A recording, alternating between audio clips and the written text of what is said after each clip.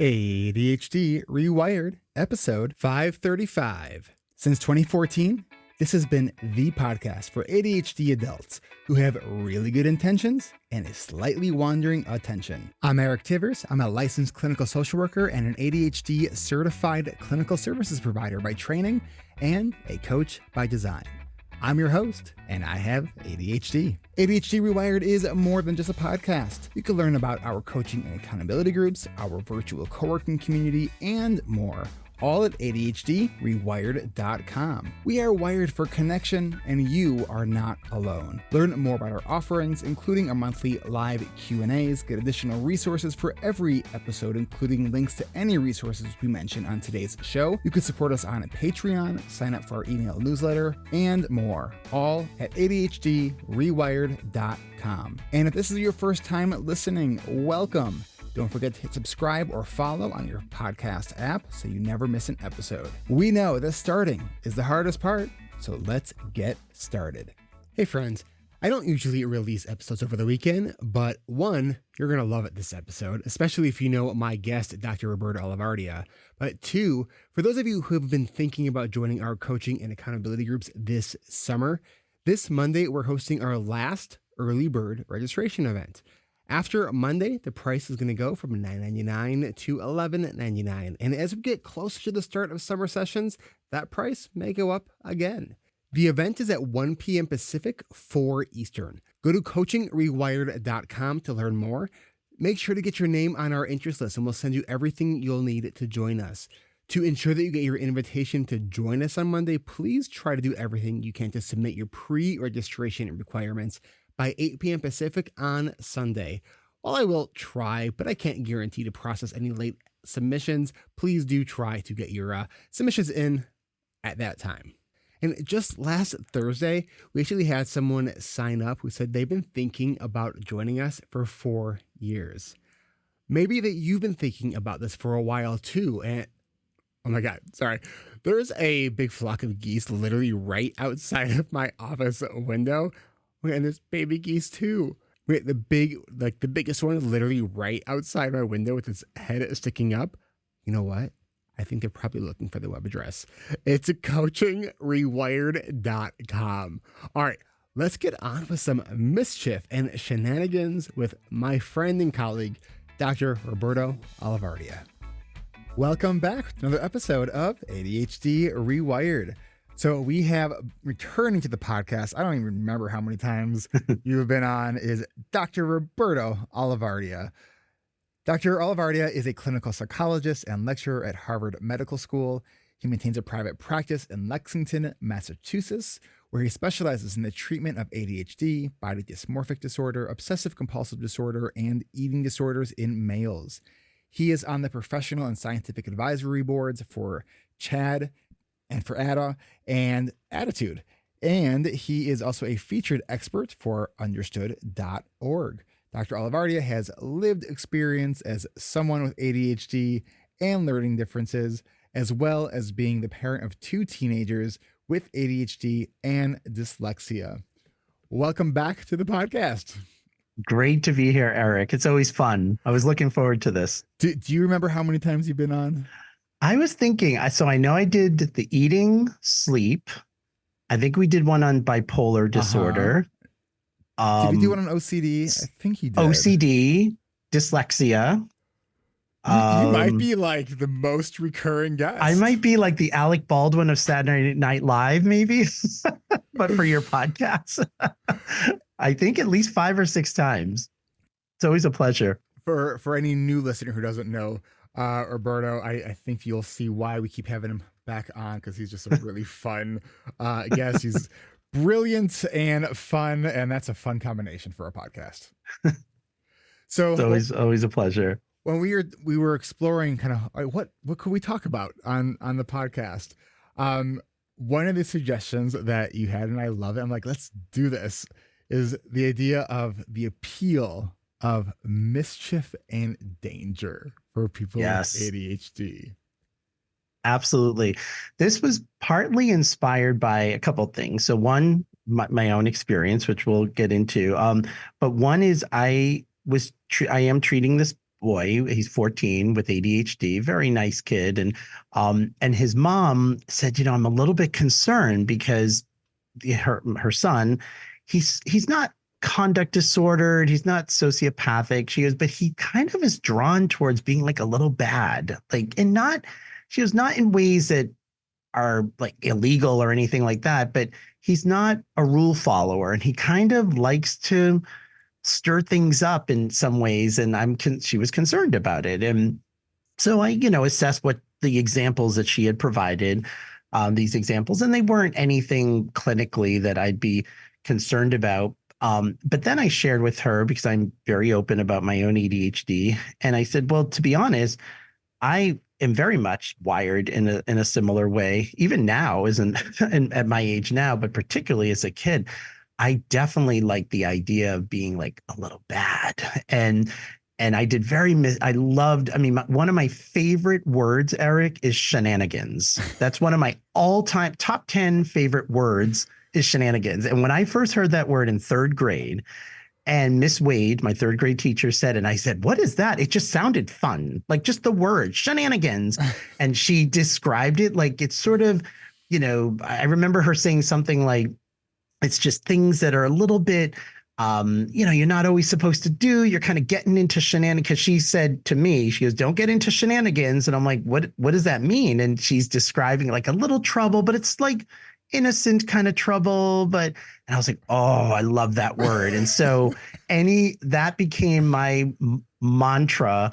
Anytime I was doing something I probably wasn't supposed to, or definitely not supposed to do, I say to my friends, oh, it's shenanigans. It's all shenanigans. But I said to this mom, that's kind of part of ADHD is there's that need and that orientation towards stimulation isn't always just in the form of pleasure. I mean, everything that's pleasurable is stimulating, but not that everything, that's stimulating doesn't always necessarily have to be pleasurable. Like danger is very stimulating. Anxiety can be stimulating. Conflict is stimulating. I wouldn't say that those are all pleasurable things, but I definitely think back to when I was a kid.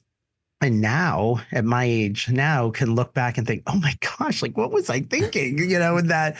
But I know what I was thinking. I was thinking this is exciting and it's kind of fun and being a little bad. And I think also where if you knew me, my good friends, they would tell you like I was no goody two shoes. And I think there was a perception because I did decently in school, even though I hated school, but I was able to navigate it, that I think certain adults had certain perceptions of me. And I kind of liked the idea of breaking out of that, in some ways. And I hung out with friends who now looking back, all of them had ADHD, of course, like birds of a feather, we flock together. We know that, Eric, from the conference. Yes. And I don't know. So it actually was reassuring to her because she's like, oh, okay, so he could, because she respects me and she thinks highly of me. I said, now, of course, let me know if there's what kind of stuff he's getting into. I said, but the stuff you described, honestly, I did a lot worse. Like, and I said, of no fault of my parents or like, I kind of was born that way, honestly. Do you want to share some stories of some of the shenanigans you are kind shenanigans? Into? So some of these are so I remember one time, so my best friend, Joe, he lived right next door. He was the house where like people would like sleep over and like we'd play Nintendo, play games, and everything. And I remember one night we're just, there's nothing on TV. We're like, oh, like what should we do?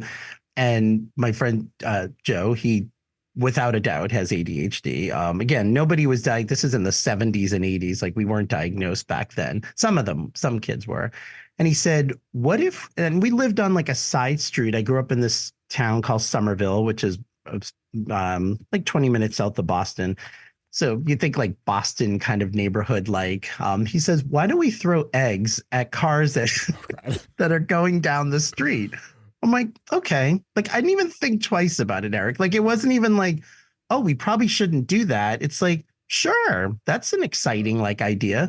So, and all the houses are 2-family houses in this neighborhood. So we're on the top level, which was technically his grandmother's house, but she was like asleep. So we go on the porch and if cars are going down the road.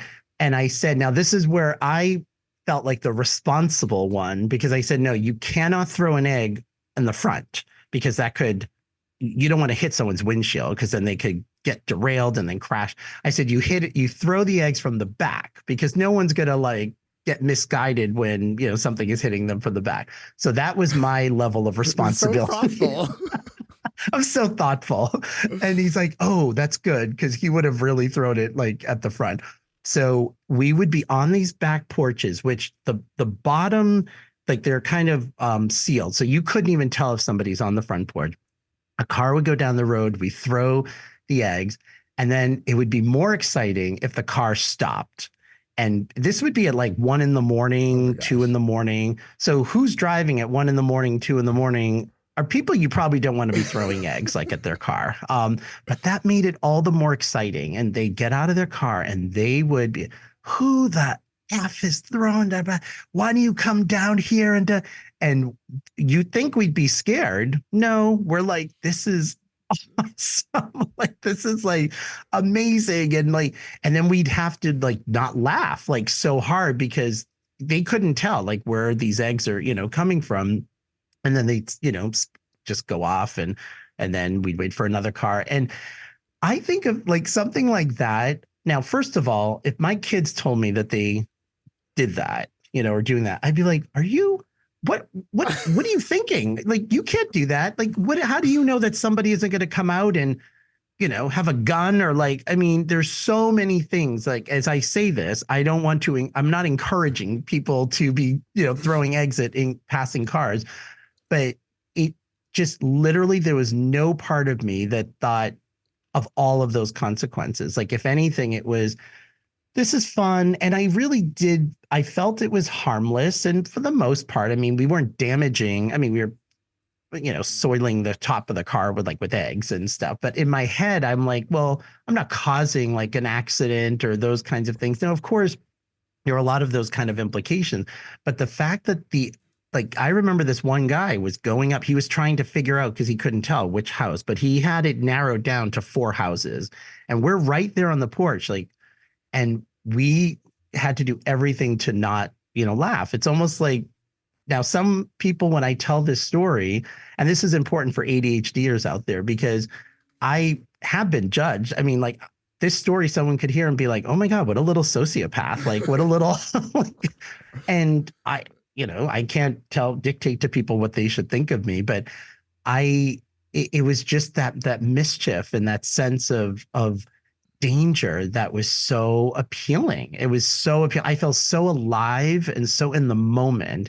And that's what we self-medicate with ADHD, and in different ways. And, so I think that's just one of many kind of crazy things, that are very just mischievous. But even in school, I loved, like, there was nothing a bigger high than being a class clown and saying a line that would get the whole class laughing. Was literally like, oh my gosh, it was flooding my brain with dopamine. And my parents would come home from PTA meetings a lot and say, Mr. Keogh, your history teacher, Miss Anzoni, your math teacher, like, you're kind of disruptive, because you're making everyone laugh. But in my head, like, I didn't feel that I was being disruptive as much, because I wasn't inappropriate. Like, I never said anything like lewd or anything like that. And frankly, I know I made some of the teachers laugh too, but the part of me that now, again, as a parent, if my kids do that, I'm like, there's a time and a place for everything. But to me, that was the thrill, was we're not supposed to be doing this. And I kind of want to do it. Like, I kind of liked, I don't know, I leaned into that. There's something about that was so appealing. When you said that, I was thinking about, my son, and how he loves anytime he can get that laugh, and especially like his favorite. And we had this kind of funny situation last night, where if he can get me to laugh at something that he knows that I actually don't really want to laugh at, because of like, it's kind of inappropriate and I don't want to be like condoning it. So last night, it's during the bedtime routine, and I had my guitar in his room, and he wanted me to for many years we just sort of did this the medley of, I mean, he's 12, but ABC's Twinkle Twinkle and Baba Black Sheep, and then he tries to Yeah. harmonize with me while I do it. It's like, okay, Yeah. it's fine. So we're on the third song on Baba Black Sheep, but he likes to sometimes change the words to songs, Yeah. and I did not see this coming. He goes, Baba Black Sheep, have you any drugs? I was like, what? I literally could not. Like, I was it Oh, just made me crack up because I was like, oh, where are you I getting this? hilarious. Oh, and I have the worst poker face. Like I had friends, one of the appeal I would say of a lot of friends of mine is that they're very funny. Like that is an easy sell for me. If you have a sense of humor, and I have a very twisted sense of humor, Eric, you know this, like I can go there. Like, and so I have funny, really funny friends. And when I was in school, I was the easiest target because they could have good poker. Even my son's one of the funniest people I know. He's almost 19. And like, there'll be situations like even a couple of years ago when we were going on college tours, there would just be some things like this is one college I remember we went to, and the tour guide could not be any more unenthused. And college tour guides are typically like, oh, we love it here. This is great. She literally looked like she rolled out of bed, could not be bothered by it. I mean, that already was kind of funny, you know, but the funniest part was one of the parents asked about how healthy like the food was and whether there were healthy food options. And she happened to be passing this sort of like kind of like market store on the campus that had a wall of like, it was like a glass wall. So you can see the food that was up against the glass.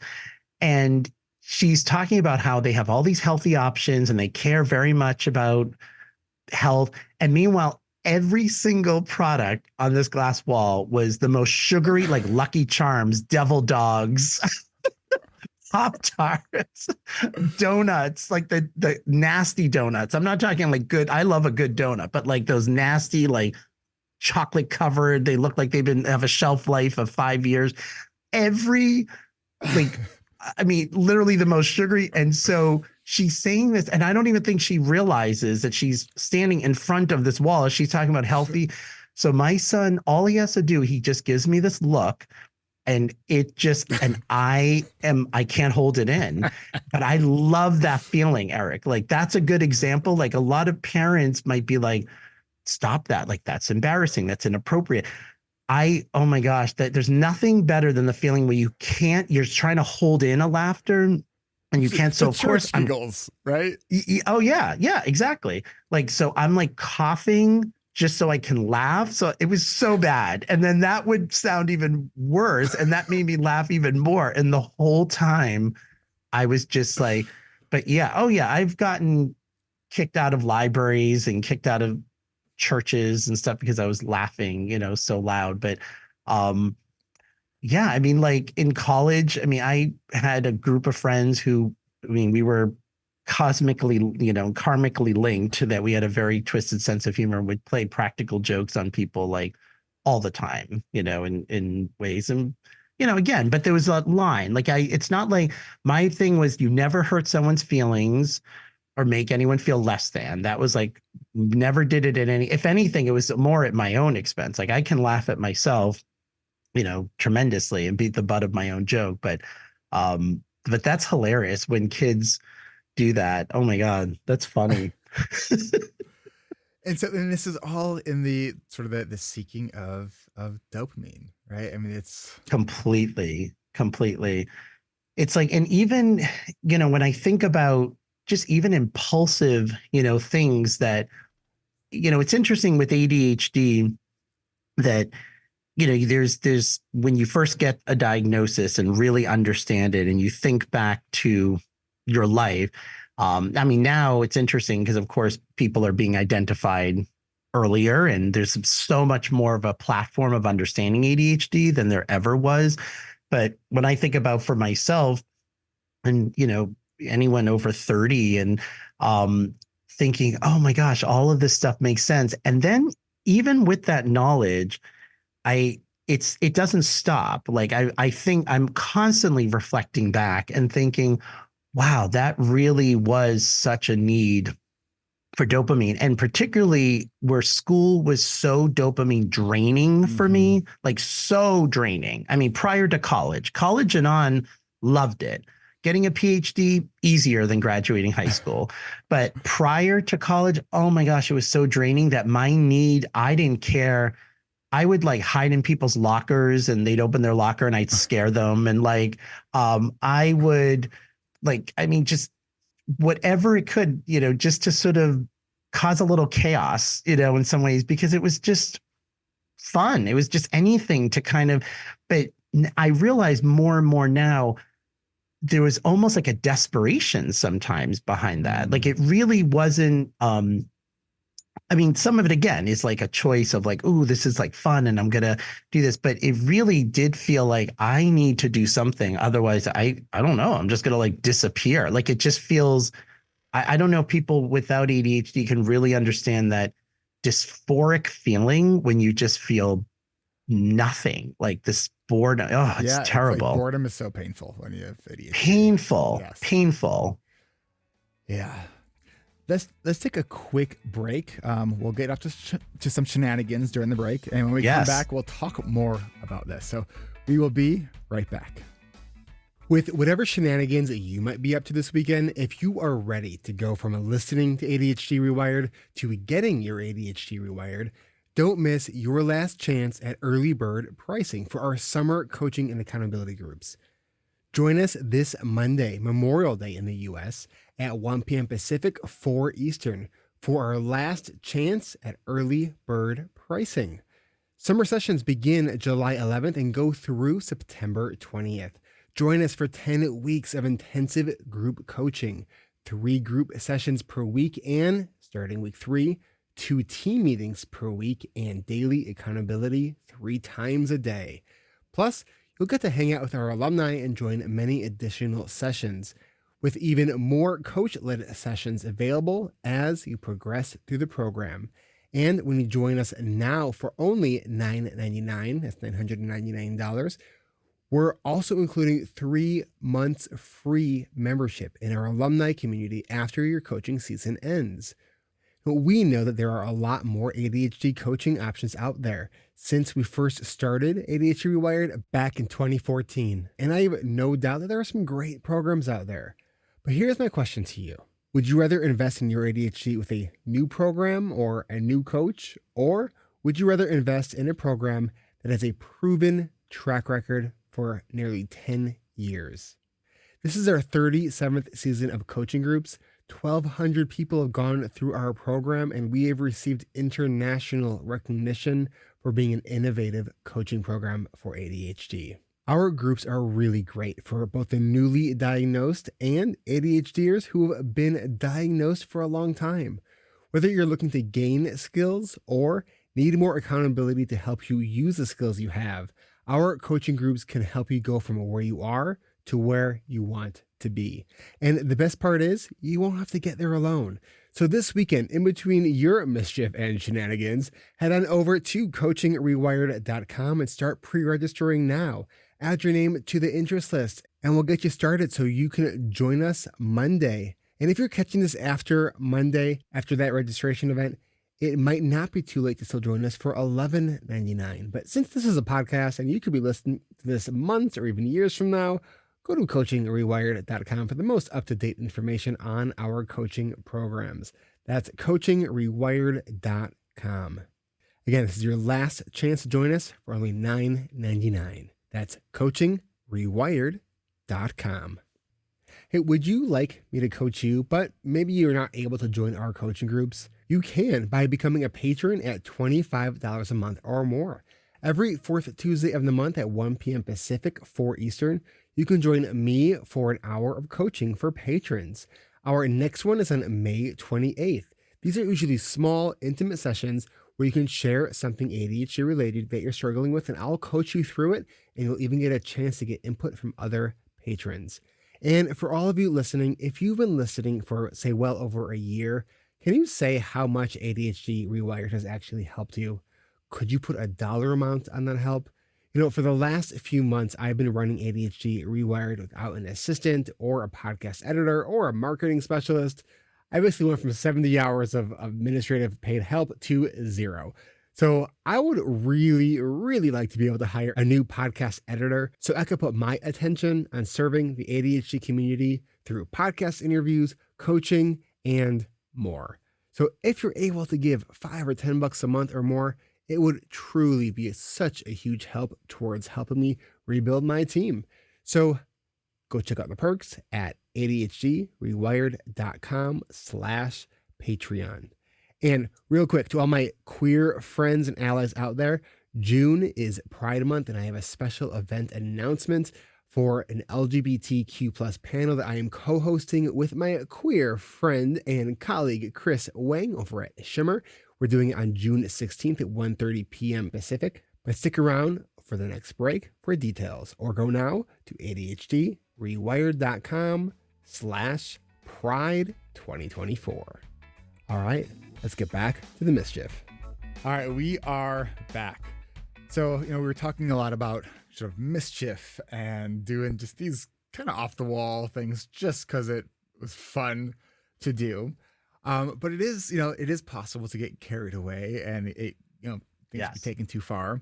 But then we are getting into things around danger, right? Yes. And so I think about 2 years ago I got my motorcycle license, and and I absolutely love like riding my motorcycle. It's there's a phrase called wind therapy, and it is absolutely that, because it's interesting. And so this, and it one of the most common things you hear when you tell someone that you ride a motorcycle, oh, that's so dangerous, like don't die. It's like, thanks, now I'm just thinking about that. Right. It's like, right. Right. And so I was thinking about this. It's like, I have a family, I have a business, I like all these things. So like, why am I riding a motorcycle? One, it's something that it has been on my, since I was a kid, I always wanted to ride a motorcycle. And I had never even sat on one until the first day of my motorcycle safety training class. Like it was the first time I even sat on a motorcycle. I think part of it was I've always wanted to do that. Part of it was my mother always told me that if no child of mine will ever get on a motorcycle. So I was like, oh yeah. Rebellion. Yeah, I know, it's very mature of me. Speaking of shenanigans related to that, I had not told my mom that I had gotten a motorcycle, and I was going to do the big reveal. It was 2 years ago, at a Passover dinner. So it was at my aunt's house, who literally is 3 blocks from my house, and so like everybody else in my family knows except for my mom. Yeah. And so after dinner, we got everyone to go outside, and I went to go get a motorcycle. I was gonna ride by, and like everyone in my family was filming my mom just to like see her reaction to it. And it was like, it wasn't the nicest thing I've ever done, but it was also so worth it. Like I mean, my mom and I have a kind of contentious relationship, so it was a little bit of like I'm kind of loving this, but that idea of why do something dangerous like ride a motorcycle? I think about this idea of taking risks carefully. Yeah.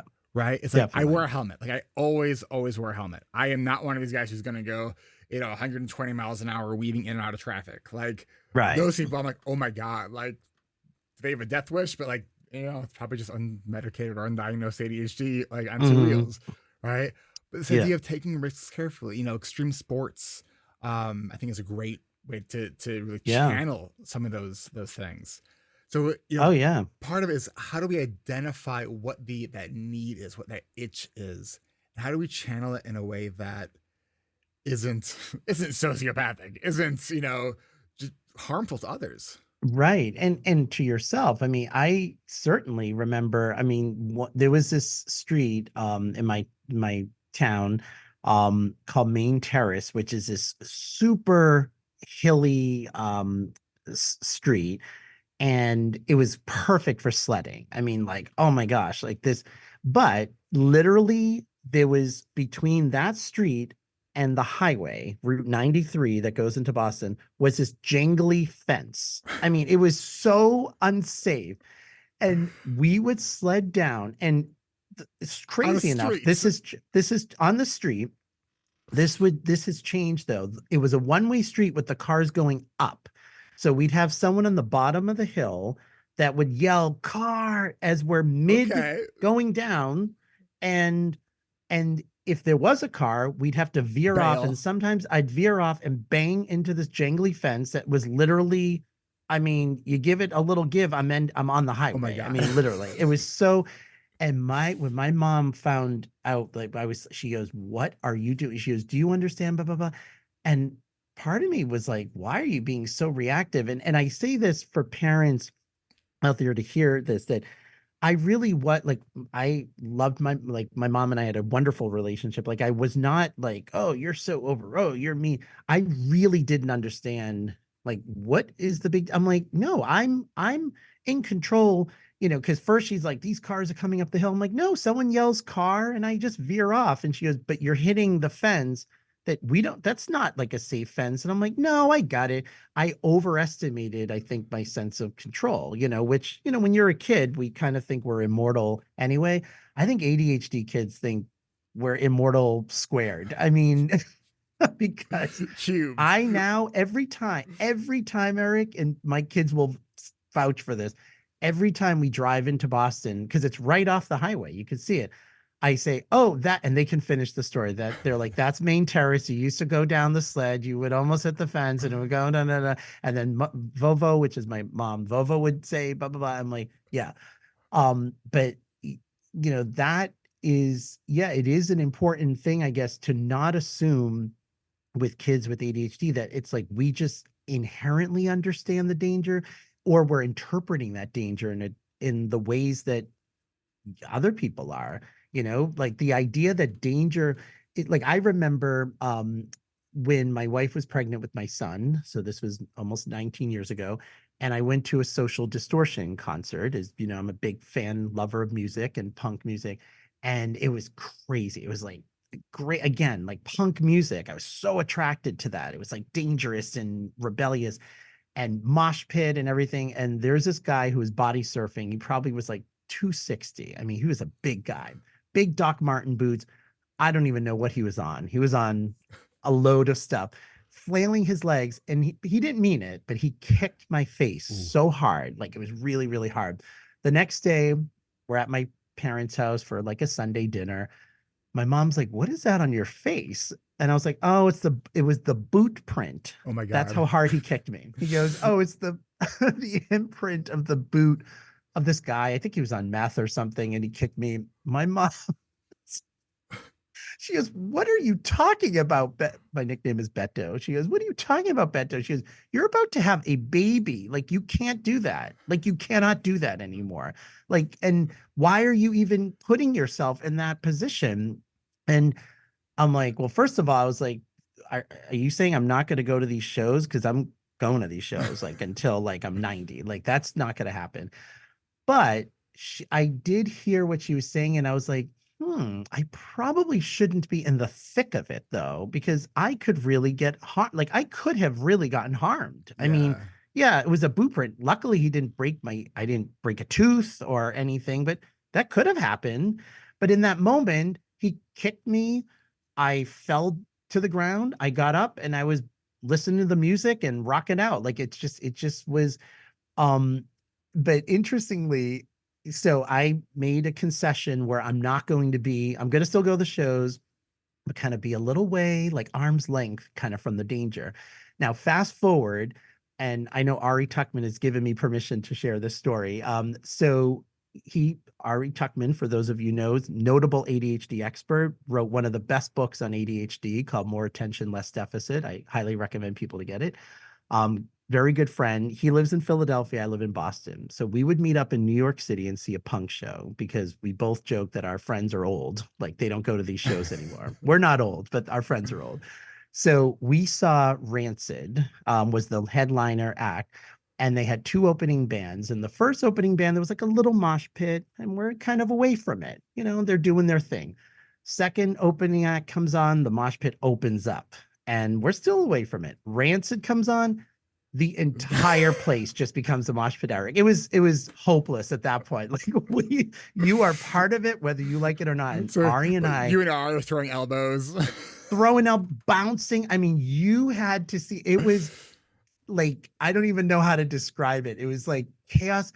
And part of me was like, oh my gosh, like I haven't been in this for a while. And then part of me is like, this is super fun and exciting. Like, and we were like, and at every moment, because we would get separated at times, we were like checking on each other to make sure that we were safe, because it was total like pandemonium. Like it was just, and if you ask him, as you would ask me, we would say that was a great show. Like, I mean, and I had like beer spilt on me, and like, which I don't even drink, but on a normal basis that would be so gross, but at a show it's like, like it was just this This is sort of part the of the intensity. stimulation. The intensity was so charged. And again, that's, kind of a dangerous thing. Now, interestingly, when you're talking about motorcycles, just as a side note, that is of no appeal to me, because wind is a sensory experience I don't like. Oh, that's so interesting. I never drive with the windows down, ever. Even like the idea of a You're like my summer day. ex-wife. Like Yeah.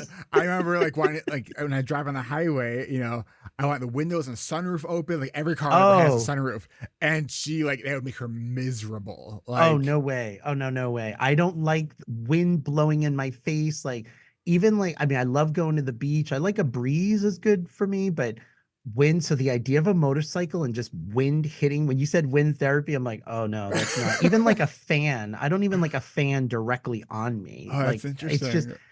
that's part of my that sensitivity to like wind. Whereas like heat, I could be in 100-degree weather and I'm totally fine. Like Oh I like the wow. heat, but I don't like the wind. But yeah, it's like, so it's still in me. I mean, that nature is still in me. It's makes me kind of think. Do you think that there's a difference between the seeking of high risk stimulating stuff and like someone's like sensory profile and like what they need from a sensory perspective? Oh, absolutely. I mean, we know with ADHD that, we can see hypersensitivities to certain things and hyposensitivity. And like everything else, it's like this regulation issue. So there are things I am very hypersensitive to. Noise is not one of them. I like my music loud, but like I am very hypersensitive to certain odors. Like I really like body odor and bad breath and those things, like really, I mean, not that anyone likes them, but I really like, I almost feel aggressive, Yeah. like when, in the same way that people with misophonia, when they hear people chewing and stuff like that, some of that I can be sensitive to. And then there's that hyposensitivity of around things like, yeah, like danger and mischief and things like that. I'm like, oh, we can amp it up a little bit more. Like that's why even like with humor, um, I'm very aware of audiences of who I'm talking to when I think, share jokes or funny things, because, in certain settings it could be seen as really like twisted or raunchy. And then with other people, it's like really funny. And that's just the way, I it's like like the show Family Guy, like a lot of people just don't find that funny. They find it very offensive, and I think it's hilarious. Have you seen they by the same makers Human Resources and Big Mouth? Have you seen either of these shows? They're on Big Mouth Netflix. I've seen. Oh I've my not god. seen Human Did you Resources. like Big Mouth? Yes. Oh Oh, I yeah. love it. Love it. So Human Resources is based on all the like the hormone monsters. It's like where all of those like creatures sort of live, and like in the whole world, like that they like it's so well written, and it's funny, and it's raunchy, and but it's smart. I love Well, that. that's the thing too. It's like I love, like I'm a lover of stand-up comedy, like the art of stand-up, and I think there's like an intelligence even to that kind of humor, like I remember even when I was like 8 or 9, my friends and I would go to Walden Books, which was this bookstore in our area, and there would be this line of books. I don't know if people remember, called Gross Jokes, and the cover was this, it was just a black or a white cover, and it just said gross jokes. It was very simple cover, and it would literally have every offensive kind of joke. Now, some of them I did not find funny, because again, I don't find jokes that demean people, as funny. So there were a lot of things that, like even I think about like Eddie Murphy was so big that year for some of his stand-up that I found kind of very homophobic and people found it funny. I didn't find that funny. That's not funny to me. But if it was like gross in like a shocking way that wasn't offensive to someone, oh my gosh. So at 8, I would be in these and I couldn't memorize what I had to study for a test when I was 8 or 9, but I sure as hell could memorize these gross jokes. And I would tell them, like, I mean, I have an older brother who he is a rule follower. He's we have a good relationship, very different personality. And he's a very Catholic. I'm not. I got kicked out of Sunday school. And I would tell him these jokes. He's like, oh my gosh. And I'm 6 years younger than him. So imagine like an 8-year-old. I had a mouth on me saying these jokes, but I loved it. I loved shocking people. Like that was stimulating. And again, that's part of it too, that even with ADHD, that need of like sometimes like shocking or like almost horrifying, like people in some ways, we love impact. We love feedback. There's something very grounding and stimulating about that.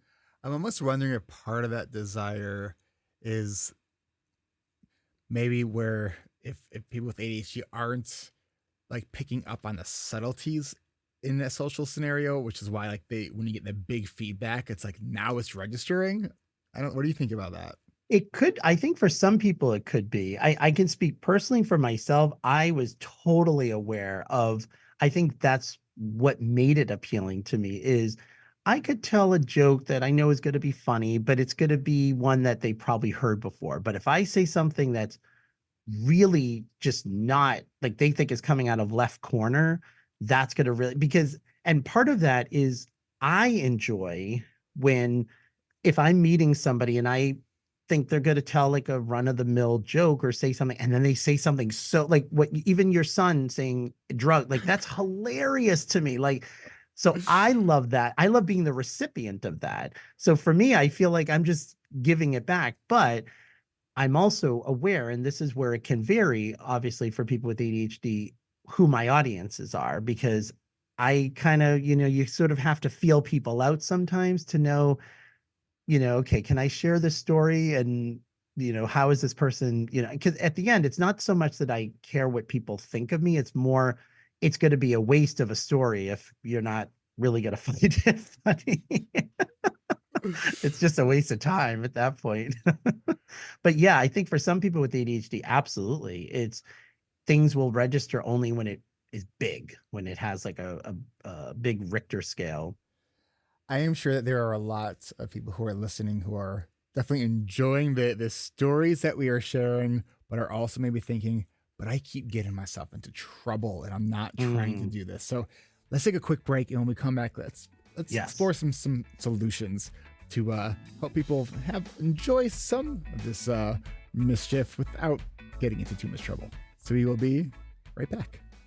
All right, mischief lovers and those who might just be mischief curious, or even if you identify as straight-laced, let's celebrate queer ADHDers this June because it's Pride Month. Join me, a sometimes gender nonconforming bisexual man, and my queer pansexual identifying friend Chris Wang from Shimmer, and a few other of our queer ADHD friends, including Vida Carey and Nathan Jameson, on June 13th at 1:30 p.m. Pacific for the most fabulous ADHD panel discussion on being queer and ADHD.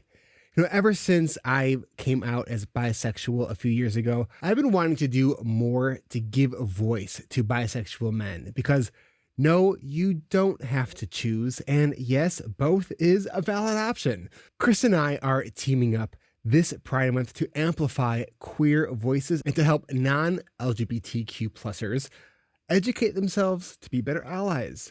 We're aiming to highlight the diverse experiences and intersectionality of LGBTQ plus and neurodivergent identities to increase awareness and combat stigma.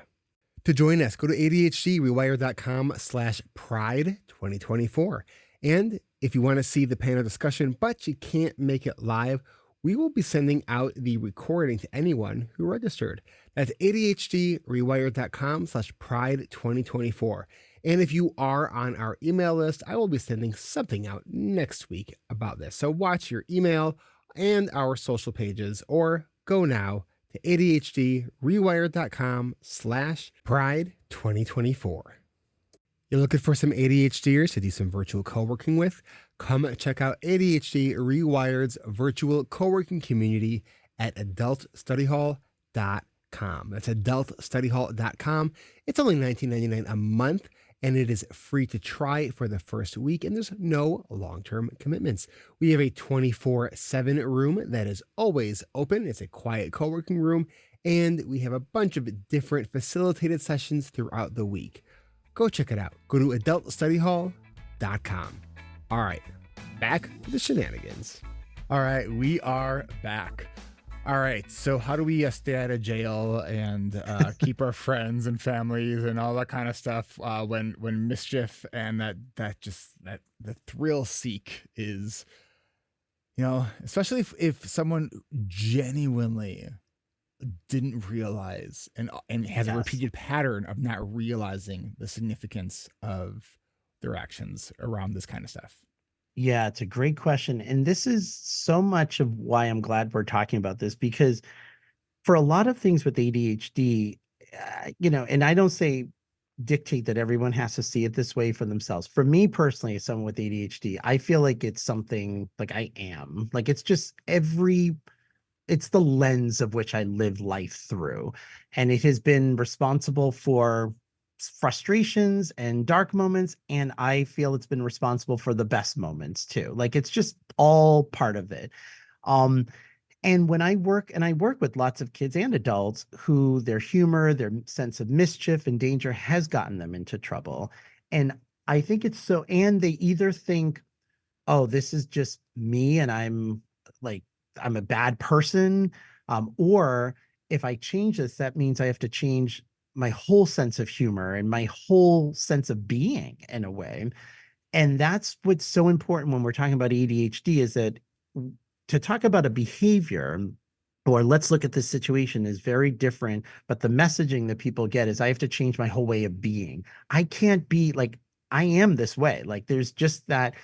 However, like a lot of things, it's about regulation, as you and I talked about in the podcast about food. Like I love food. I love that I love food. And I got to regulate it because, there are consequences to liking food too much in that way. And so when talking about these kinds of things for parents, for clinicians who have ADHD individuals, is first to sort of have them be mindful, like what were they, either if they were thinking, about it. So if a kid tells a joke, like this happened with a patient of mine, he told a joke and it offended people in the class. And at first I asked him, what was your intention, or what were you thinking about it? And he said, oh, when I first heard this, I found it funny. And so I want to make other people laugh because who doesn't like to laugh? I said, totally get it. So his intention was to spread joy, basically. Now, the part that he missed is that he, as a certain kind of person, could find it funny, but there are other kinds of people, whether we're talking racially or socioeconomically, gender, all of the intersectional variables, that people experience humor based upon their own personal lens. And that was the part he didn't cognitively get, is, oh, this joke could be heard in a very different way if you are a different kind of person. And it could be heard in a way that could be very offensive. That was the last thing he wanted to do. But he was scolded, by the teacher and whatnot. And I'm not saying, of course, if it was inappropriate behavior, but I think it's so important to couch and start with, what was your intention? Oh, you want to spread joy? That's a wonderful thing. And let's look at how this didn't land that way. Because at the end of the day, it's not only about, okay, we don't want you to offend people, but I want you to execute what your intention is. Right. And your intention was not to offend. Like my intention in being mischievous isn't to offend and whatnot. It's just, but even like with that egging situation, I mean, now if someone said, well, here are certain consequences and scenarios. And even if you just egg the car, maybe it didn't break their window, but now it puts a mess on their car that they have to take time. I would have thought of it differently, Yeah. but I just didn't think of it that way. And so when I explained to the kid, like, these are the different ways that people might see it, and it expands beyond this now moment, then he felt terrible about it. And he said, "Oh, I'm a bad person." I'm like, "No, you're not a bad person. So let's regulate this feeling. It's because your intention was a good intention. But sometimes our intentions are very different than kind of how our actions are. And how do you make amends with that?" And he, found a way. There was these two particular students in the class who were very offended, and with valid, for valid reasons. And he wrote out what he was going to say, and he ended up apologizing to them. And they really appreciated, the apology, because they could tell it wasn't him just saying that Saying a because he was forced told. apology, yeah. Right, Which I exactly. hate. Like, I don't think we should be forcing anyone to make an apology. Like, I agree. We have to really have that kind of discussion. So even like as a parent, when you have ADHD children, and I think because it was not enough for me to just be told, "Don't do this because I said so," that just didn't work for me. Just didn't. Like, and so as a parent, and my wife would say I over explained things, but frankly, I'm like, "But you don't know, like especially my son is like a genetic clone. Like, I mean, we think so much alike, Eric, that it's like, it's really I've weird. seen Like, pictures, and yeah, yes, yeah. And so I'm like, you don't understand. Like, I wasn't the kid that you could just, my brother was that kid and my sister, but I wasn't. Like, I was like, "But why do you have to do this?" And why I would challenge and challenge and challenge, but not because I wanted to be difficult, but because it just, I needed it sort of more internalized. I needed it to be relevant. I needed you it's to know there was some basis, it's interesting to behind hear, it. even in your language, how you say challenge and challenge when what you were seeking was understanding, and which is not Yes. even, that's not even challenging. It just that the adult perception is always, because I had that same experience, and I used to say my favorite question is why. It still is. Yes, it still is. I love that you just reframe that for me, because that's right. I was seeking understanding. That's a really good language shift, because I really wasn't meaning to be difficult. Like, I was more, I need to understand this and I'm not understanding it. And so when I would explain things like why, we need to do this behavior this way, or why, I would go into these stories and I'd have to make it human, because I know, my kids are like, they're empathic kids. I'm like, that it wasn't enough to say, "Oh, because that's wrong or that's bad." It's, if this could, by wrong or bad, could be harmful in some way that we just might not even think of, well, then that's a whole other story, in that sense. And I'm thinking too about in maybe either mixed marriages where someone's neurotypical and another person's ADHD, or even both, but just expresses differently. If the whether it's the mischief or the danger seeking behavior is driving the other partner, kind of crazy. Yeah, Because I think the last thing we want to do is really suppress someone's who they are, right? Because that's not exactly. going to work either. Mm-mm. So if a partner is concerned about their partner's behavior and it's rooted in this just need for stimulation and a need for a little bit of mischief and a little bit of danger, um, how how would you suggest to those people who are in that kind of relationship to help sort of channel some of that without Absolutely. trying to say you can't do things like this ever? Absolutely. Because that's so, and for someone with ADHD, there, I don't know, like, there's almost this trigger reaction of like, "Oh, no, no, no, no, no, don't tell me who It's true. who to be." It's not even like, "Don't tell me what to do." It's, "Don't tell me who to be." That's how I feel about it. Like, it's almost like, this is who I am. It's almost, and even though my mom had I understand where she was coming from. She's like, "You can't go to those kind of concerts anymore." I'm like, "Do you know who you're talking to?" Like, of course I'm going to be going to these. Like, it's like, and the funny thing is, like, my ADHD came from my mother. Like, my mom was a badass, like, in so many ways. Like, I could write a novel about, I mean, she's amazing, amazing person. Like, and I'm thinking, this sensibility comes from you. Who are you talking about? But, um, but I did have to negotiate it. And that's the thing, because then I'm like, oh, I am still me going to the concerts. How much of me feels like I need to be in the mosh pit? I don't need to be in the mosh pit to be me. I need to be in the energy though. I need to be in that energy. And that has shifted again. That changes sometimes. We could become a parent, or you just get older, you just think of things differently. But I can tell you, compared to my peers who are, in their early 50s, that there's still like this youthful kind, which I honestly think is a benefit of having ADHD. I don't think we ever get old, like in our sensibility, because we're too much pleasure seekers. We're never going to be old people. It's so true. It's every morning I wake up and I look in the mirror and I'm like, who is that guy with no hair?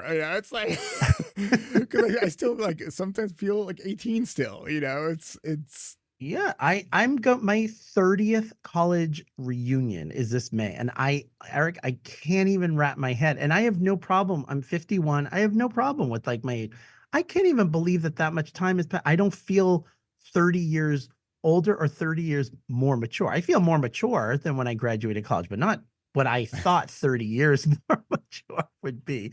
But to your point, for anyone with ADHD, it's about funneling it where, and having some boundary and structure with it. So if you're into, extreme sports, join a team where safety and there's some level of containment, around it.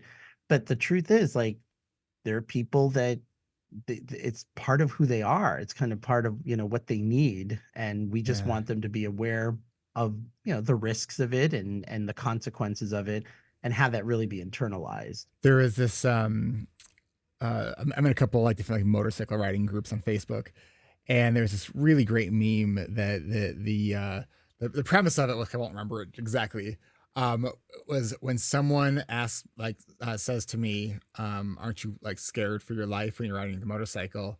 And the response is like, motorcycling saved my life.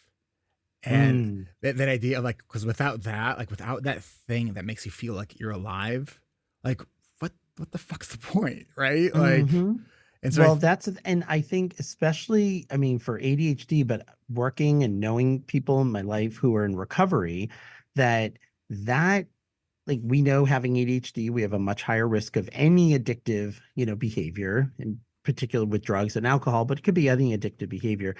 And for some of these people, it is exactly that way. It is life-saving. Like, if they weren't riding their motorcycle or doing something in that, and this is from my patients' mouths, like, they would be back on drugs. Like, it was just, it's just the nature of who they are. So we want to honor that, not shame people for that, and regulate it, put some boundaries, containment, some safety, and aware of consequences.